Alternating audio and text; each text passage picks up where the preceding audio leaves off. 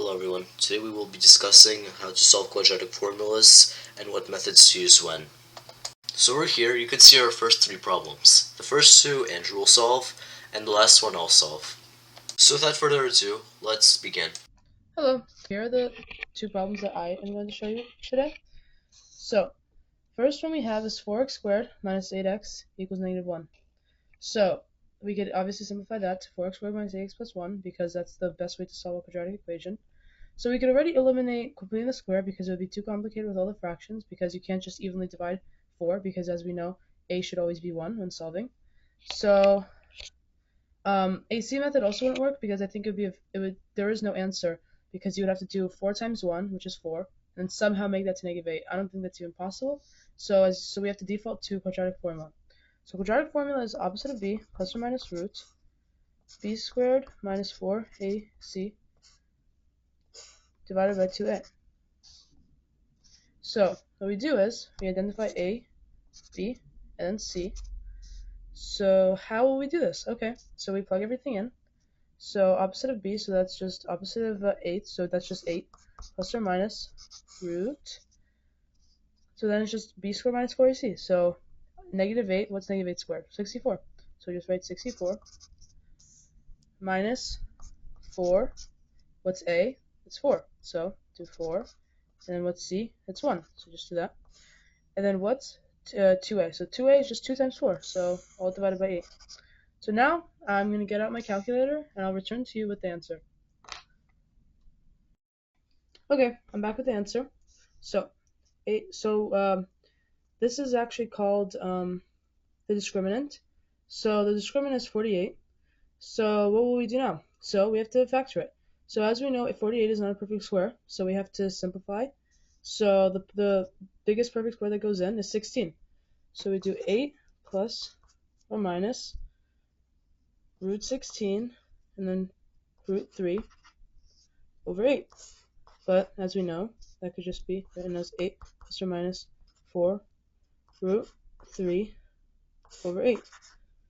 So I think, as we can all see, these all could be divisible by 4. So what we do is we divide all these by 4. So 2, so 8 divided by 4 is 2, plus or minus root 3, because the 4 cancels out, over 2. And that's it. That's our answer. That's how you solve this problem. 4x squared minus 8x equals -1 with the best method, which is quadratic formula. So your answer would be x equals 2 plus or minus root 3 over 2. There.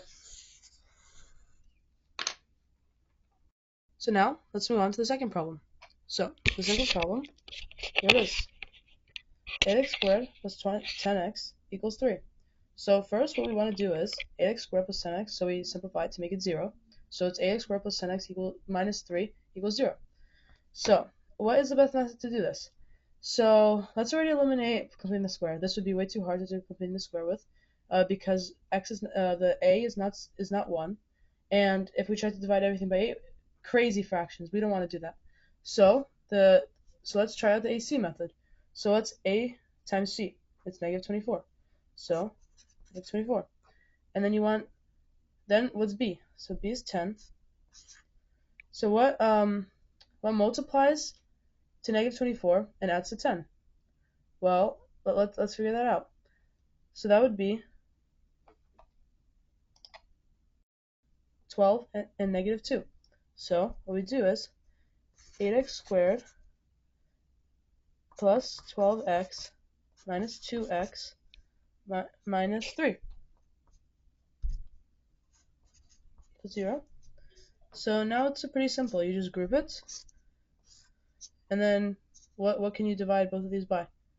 8 and 12, 8x squared and 12x. So you can divide both of those by 4x. So you'd get 4x, then 2x plus 3. There. Now, what can you divide all of these by? There's no common factor, but we want it to be the same as this so we could have a nice and easy problem. So we just divide it by -1. So we could have the same equation. So it would turn into 2, -1, and then 2x plus 3, 0. So now we just combine everything. 4x minus 1 and then 2x plus 3. That's our simplified answer. Now let's solve. So how do we solve AC method problems? We just make them equal to 0. 4x minus 1 is 0. So we just add the 1 and then divide the 4. So it's x equals 1/4. There you go. Then another one. 2x plus 3 equals 0. 2x equals negative 3. And then you divide the 2. X equals negative 3 over 2. So those are your final two answers. Now you have learned how to solve these two quadratic equations in the best way possible. Thank you. Okay, so over here we have x squared minus 16x plus 40 equals 8. So before we could do anything else, we have to carry over the 8 to the other side. So we're going to do x squared minus 16 plus 32. So after that, let's try factoring using the AC method. So a times c, which is this value and this value, is 32.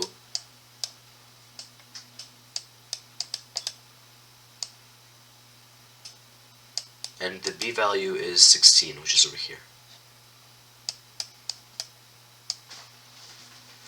Now you may pause this video and look for yourself if it's factorable or not. But since I already did it, I already see that it's not factorable. And the reason why we should do complete the square and not the quadratic formula is because over here the b value is even and the a value is 1. And when both of these factors are there, it makes it easier to solve using completing the square than the quadratic formula. So let's solve it.